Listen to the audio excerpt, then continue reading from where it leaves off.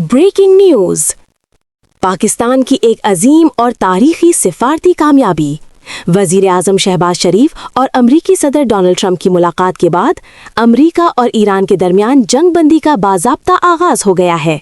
सदर ट्रंप ने ईरान पर हमले रोकने का ऐलान किया है, जबकि ईरान ने पाकिस्तान की तजवीज़ करदा 2 हफ्तों की जंगबंदी कबूल कर ली है।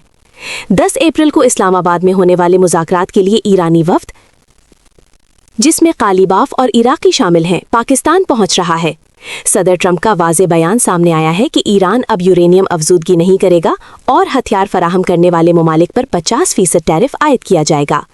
इस बड़ी कामयाबी को सऊदी अरब, चीन और तुर्किया समेत पूरी दुनिया में सराहा जा रहा है और पाकिस्तानी अवाम के लिए सबसे बड़ी खुशखबरी, आलमी मार्केट में खाम तेल की कीमतें गिरने से मुल्क में पेट्रोल और डीजल की कीमतों में 100 रुपये तक की बड़ी कमी मुतवक्के है। ये है अमन और तरक्की का नया आगाज़।